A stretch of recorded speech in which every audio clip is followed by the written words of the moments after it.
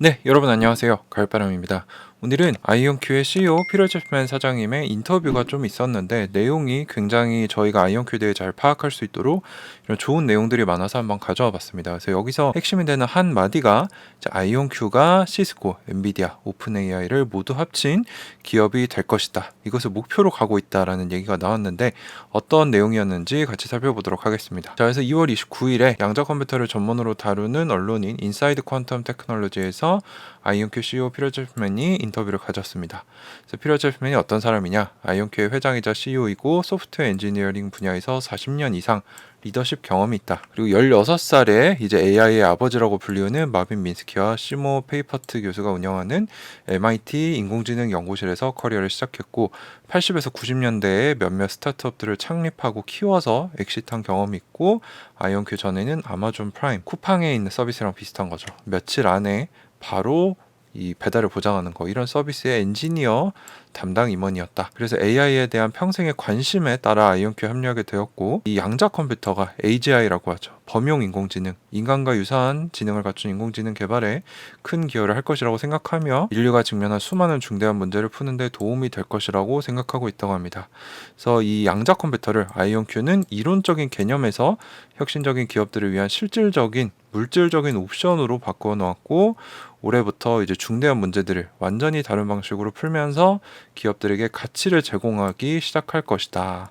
그래서 이온 트랩 방식이라는 걸 사용하고 있는데 재료과학, 신약 개발, AI 개발 등에 활용이 될 것이다 라고 소개를 하고 있습니다. 자, 그래서 Q&A 방식으로 진행이 됩니다. 현재까지 경험이나 어떤 배경에서 자랐느냐, 가장 비정상적인 유년 시절을 보냈는데 이거는 제가 예전에 한번 다룬 적이 있는데 아버지가 1960년대 우주비행사였다. 당시 우주비행사들은 연예인급의 인기를 누렸는데 아버지는 미국을 대표해서 타국에 가서 여러 공식 행사들에 참여하기도 했고 특이한 유년 시절을 보냈는데 점심을 뭐 나사에서 먹기도 했고 이제 막 개발된 산소통을 가지고 와서 집에 있는 수영장에서 가지고 놀기도 했다라고 합니다.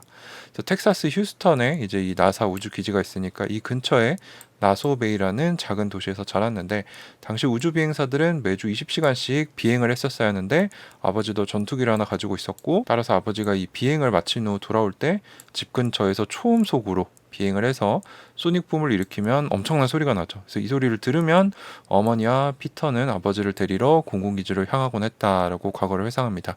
또 아버지가 공상과학 책을 굉장히 좋아하셨는데 유명한 공상과학 작가들도 집에 놀러 오면서 이제 피터한테 이런 꿈을 심어줬다는 거죠. 그래서 16세 전에 백악관에 저녁 만찬에 초대되기도 했고 과학 분야의 유명 인사 자녀로 자랐는데 15세에서 16세 사이에 아버지가 지리정보국에 위성에서 찍힌 첫 북극 사진을 가져와서 아버지와 함께 작은 탐험단을 꾸려서 북극에 가서 빙하나 산의 이름을 같이 지어주기도 했다. 굉장히 특이한 스토리죠. 그래서 MIT 어떻게 가게 됐냐? 아버지와 연관이 있는데 피터는 고등학교 때 좋은 학생이 아니었다고 합니다. 그래서 아버지는 이 원인을 피터가 충분한 도전을 못 받고 있다라고 생각했다고 해요. 왜냐면 나사에 있다가 고등학교 오면 얼마나 지루하겠습니까? 그래서 아버지는 당시 대통령 국가과학 고문이었던 마빈 민스키를 AI 아버지를 알게 됐고 좀 더 도전을 주기 위해 그의 연구실로 피터를 보냈다는 거죠. 그래서 학교에서 허가를 받아서 MIT에서 공부 일하는 시간을 학력적으로 인정을 받게 됐고 지금 보면 굉장히 기초적인 기술들이지만 이것들을 활용해서 알고리즘을 프로그래밍해서 로봇들이 미로를 풀어나가도록 가르치는 작업들을 했다라고 얘기하고 있습니다. 자, 이제 본격적으로 아이온큐는 누가 창립했고 어떻게 창립이 되었느냐? 뭐 여러분도 아시는 내용이지만 복습을 좀 해보자면 특이한 점들이 많다. 보통은 사업 계획을 가진 사람들이 벤처 캐피탈을 찾아가서 투자를 해달라고 하는데 아이온큐는 듀크 메릴랜드 대학의 교수인 크리스 먼로와 김정선 교수가 2015년에 확장 가능한 양자 컴퓨터를 어떻게 구축할지에 대한 논문을 냈는데 이 NEA라는 세계에서 가장 큰 VC 중에 하나인 회장 중 하나가 이것을 읽고 이거는 뛰어난 사업 계획이다라고 생각하고 이 교수님 둘을 찾아와서 회사를 시작하자라고 했다는 거죠.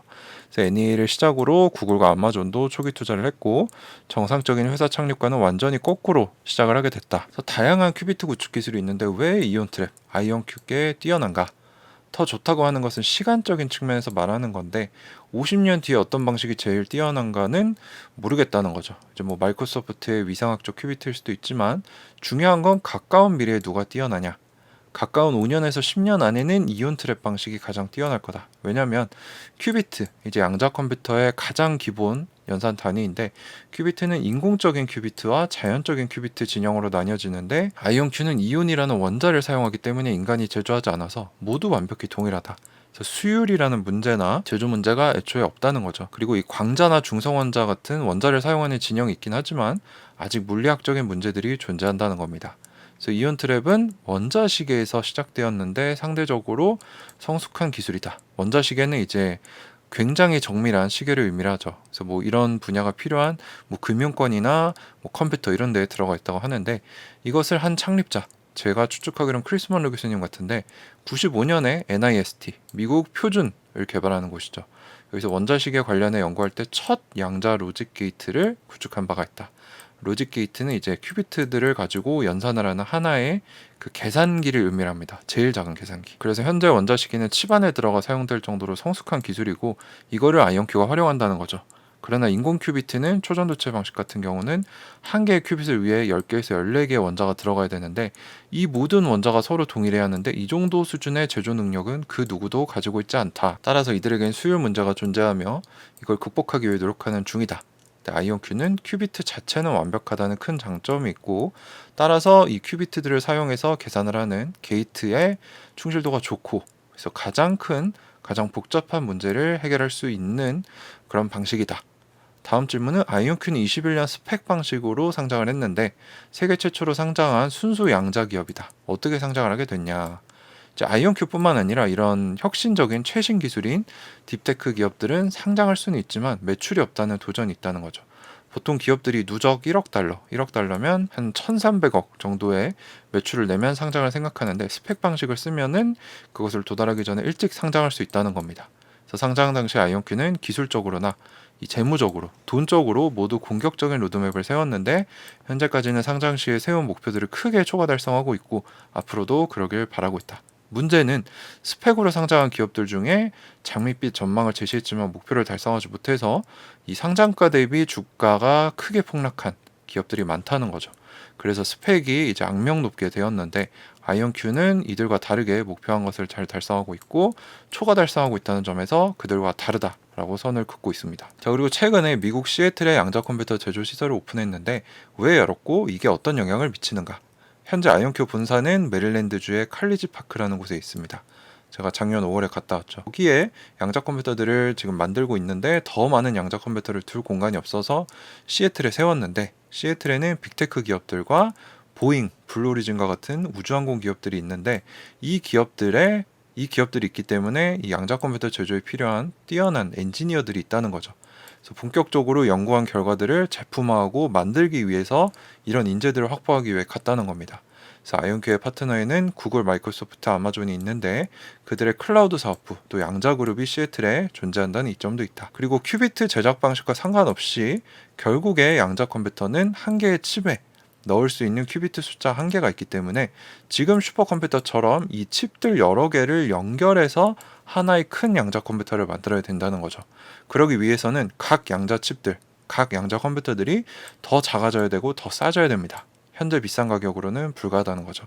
그래서 아이온큐는 더 큰 양자 컴퓨터를 만들기 위해, 이 크다는 의미는 물리적으로 의미가 아니고 더 연산 능력이 뛰어난 걸 의미합니다. 그래서 이것을 일찍 깨달았고 2년 안에 이제 16개 정도의 양자 칩들이 연결이 되고 오류 수정이라는 기술이 들어가서 이제 양자 컴퓨터의 치명적인 약점인 오류율을 극복을 해야 되는데, 그러려면 현재 가격에서 15배, 16배 가격이 훨씬 떨어져야 된다는 거죠. 그래서 아이온큐의 50% 인력은 더 크고 더 좋은 양자 컴퓨터 개발을 하고 있는 반면에 나머지 50%는 더 작고 더 쉽게 제조할 수 있는 능력 개발에 몰두를 하고 있다. 근데 이거를 아이온큐만 하고 있기 때문에 아이온큐가 양자 컴퓨터계에서는 1등이다 라고 얘기를 하고 있습니다. 참고로 포르테 엔터프라이즈는 이 서버를 담는 철제 렉 8개 정도 사이즈, 템포는 3개 정도 렉 사이즈로 계속 작아지고 있다는 거죠. 자, 그리고 포르테 엔터프라이즈와 템포 각각 35, 64EQ 올해 나올 거고 내년 나올 거에 대해서 좀 더 얘기를 해달라고 합니다. 그래서 첫 번째 목표는 이제 아이온큐 제품들을 기존 데이터 센터에 원활히 통합되도록 하는 것이다. 왜냐하면 고객들이 양자 컴퓨터를 샀는데 뭐 추가적으로 특별한 건물이나 시설이 필요하다고 하면 너무 비용이 커지기 때문에 이미 데이터 센터들은 기준이 되는 무게, 사이즈, 전기량, 공조, 습기 등이 있기 때문에 이것에 통합될 수 있도록 양자 컴퓨터를 만들고 있다. 또 상온에서 작동할 수 있기 때문에 기술자들이 데이터 센터 안을 왔다 갔다 해도 양자 컴퓨터에 영향을 주지 않도록 하고 있는데, 다른 기업들의 양자 컴퓨터들, 특히 초전도체 방식은 뭐 바깥에서 기침을 하거나 걸어 다니기만 해도 이 연산에 문제가 생긴다고 해요. 그래서 환경에 취약하며 아직은 학술적인 연구실 내의 실험 장치지만 아이온큐 양자 컴퓨터는 본격적으로 이 상업화된 제품이 되고 있다는 겁니다. 자, 다음 질문으로, 작년 10월에 아이온큐가 미 공군 연구소에 2,500만 달러 규모의 바륨 기반 양자 컴퓨터 2대 판매 계약을 했는데, 이게 양자 네트워크와 어플리케이션을 위한 것이라고 읽었다. 이것에 대해 좀 더 얘기를 해달라. 그 양자 네트워크란 양자적인 방식으로 연결하는 걸 의미를 하는데, 두 가지 측면이 있다는 거죠. 첫 번째는 통신을 위한 거, 두 번째는 이 양자 컴퓨팅에서 더 어려운 연산을 하기 위해서. 이 두 번째 걸 먼저 설명을 해보면, 아까도 말씀드렸지만 더 큰 양자 컴퓨터, 여기서 크다는 건 연산 용량, 연산 능력이 더 깊고 넓은 걸 얘기를 하죠.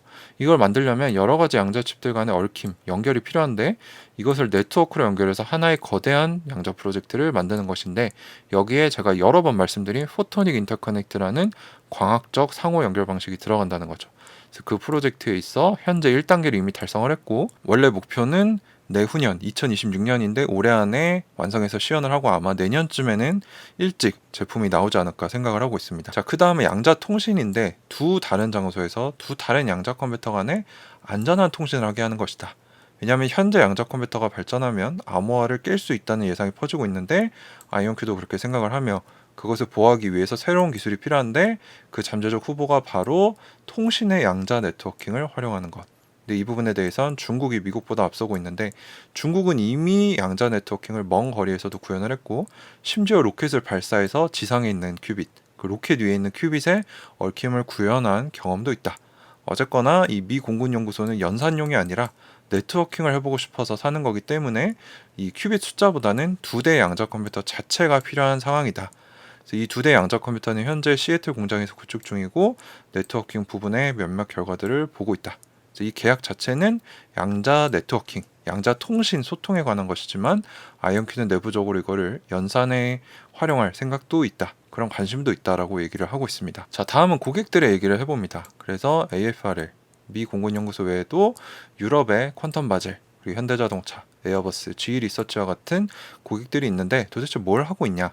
일단 대부분 양자 머신러닝과 관련된 일을 하고 있는데, 현대자동차와는 이 자율주행차들을 위해서 양자 컴퓨터로 머신 분류화를 통해 이미지 안에 물체를 식별하는 것, 즉 자율주행 완성을 위해 양자 컴퓨터를 활용해 보려고 하는 것 같아요. 그래서 처음에는 2D로 돼 있는 이미지로 시작했는데, 이제는 라이다에서 얻어진 정보 3D 데이터로 발전을 하고 있다. 그래서 현재 뭐 현대와 화학 분야에서도 더 안정적이고 좋은 배터리 소재를 찾기 위한 노력을 하고 있고, 에어버스와는 항공기에 어떻게 화물을 최적화해서 적재하는가, 이런 쉬워 보이지만 비싼 연산 프로세스를 한번 양자 컴퓨터로 다뤄보고 있다는 거죠. 그 파트너십적인 면에서도 이제 클라우드 파트너들, 뭐 구글, 마이크로소프트, 아마존은 아이온큐의 양자 컴퓨터를 클라우드에 올려서 고객들이 쉽게 접근해서 싸게 사용할 수 있도록 해주고 있고, 현재 아이온큐가 프로그래밍 언어는 개발하고 있지 않지만 이 외의 소프트웨어나 다른 레이어들은 개발하고 있다고 합니다. 그리고 이 외에도 컨설팅 기업인 베어링 포인트, 엑센처와 함께 고객들에게 양자 컴퓨터를 교육하고 도입하도록 하고 있는데, 도전이 뭐냐? 이 2만여 명의 영업팀을 가진 회사들의 양자에 대해 어떻게 가르칠 수 있는가이죠.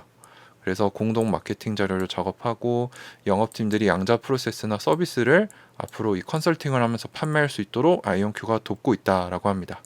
자, 그리고 아이온큐의 타임라인을 보면은 2024년에 양자 머신러닝의 두각을 나타내고, 26년에 재료과학, 28년에 화학 분야의 양자 컴퓨터로 뛰어난 결과를 내겠다고 했는데, 이미 양자 머신러닝에선 좋은 결과들을 내놓고 있다. 양자 모델들은 기존 컴퓨터로 쓰는 모델에 비해서 훈련에 필요한, 이 인공지능이 스스로 생각하고 결과를 낼 수 있도록 하는 훈련에 필요한 데이터가 덜 필요하기 때문에, 새로운 프로젝트에서 데이터가 부족한 분야에서도 이제 불가능했던 기계학습 모델을 만들 수 있기를 희망하고 있다.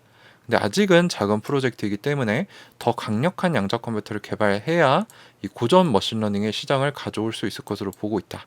그래서 1년 일찍 35AQ 머신러닝에서 두각을 나타내기 시작했고, 64AQ까지가 이런 양자 머신러닝 시대를 열기 시작할 것이다.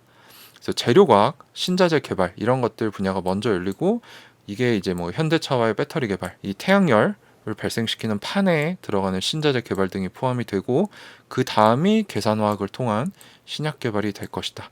그래서 최근 한 기업이 화학 분야 개선을 통해 1.5조 개라는 엄청나게 많은 게이트가 필요했는데 이것을 41만 개까지 낮췄다. 그리고 이 정도 수준이면 아이온큐의 새로운 시스템이 닿을 수 있는 영역인데 알고리즘 분야에서도 아이온큐가 이제 하드웨어 개발을 하고 있지만 알고리즘 분야에서도 더욱더 개선이 생기면 아이온큐의 목표를 더욱더 일찍 달성할 수 있을 것이다 라고 얘기하고 있습니다. 그 앞으로 5년, 10년 뒤에 양자 컴퓨팅이 우리 삶에 어떤 영향을 미칠 것인가? 만약 아이온큐가 성공적이라면 피터 젤프만 CEO의 비전은 엔비디아, 시스코, 오픈 AI를 모두 합친 엔비디아 차세대 AI의 GPU 대장주, 시스코는 고전 컴퓨터의 대장이었고요. 오픈 AI는 이제 AI를 개발하는 기업이죠. 그래서 요거를 모두 합친 형태를 꿈꾸고 있다. 그래서 자기가 이 회사에 합류한 이유도 AI 때문이고 이 양자 컴퓨터를 개발해서 피터 젤프만 CEO가 진짜 하고 싶은 거는 자연어 처리, 사람이 말을 했을 때 거기에 이제 AI가 적절하게 답변을 주고 정보를 주는 거, 그 AGI, 인간만큼의 수준을 가진 AI를 구현해 보고 싶다. 궁극적으로는 양자 컴퓨터를 통해 AI를 하는 회사가 되겠다라는 얘기를 해준 것 같아요. 그래서 이 부분이 상당히 중요하다라고 생각을 하고 아이온큐가 성공적이라면 아이온큐가 가져갈 이 시장은 무제한이다라고 얘기를 하고 있습니다. 그리고 현재 우리는 AI가 엄청난 연산 파워를 소비하고 있는 것을 보고 있는데 무어의 법칙이 2년에 뭐 16개월, 18개월에 컴퓨터가 2배씩 성능이 늘어난다는 건데 필요한 자원만큼 따라오지 못하고 있다는 거죠. 그래서 이런 차세대 10배는 더 큰 뭐 챗GPT 같은 이 AI 모델들을 어떻게 가동할 것인가? 샘 알트만은 이거를 위해서 세계의 에너지 생산량을 늘려야 된다라고 얘기하는데 사실 이걸로는 대안이 안 될 거고 양자 컴퓨터가 돼야만 한다는 거죠. 인류를 위해서. 이렇게 인터뷰를 좀 마칩니다. 자, 그래서 저의 의견을 얘기를 드리면 피터 첼만의 개인적인 배경이나 어떤 사람인지부터 아이온큐가 가진 비전까지 볼 수 있었던 40분이 좀 넘는 굉장히 긴 인터뷰고 제가 이거를 뭐 번역하고 분석하는데 뭐 3시간 넘게 시간이 들어갔지만 굉장히 유익한 인터뷰였습니다. 그래서 여러분들도 이 내용을 여러 번 반복해서 보시면 아이온큐에 대해 어느 길로 가고 있는가, 어떤 목적을 가지고 있는가를 상세히 파악을 하실 수 있을 거고요.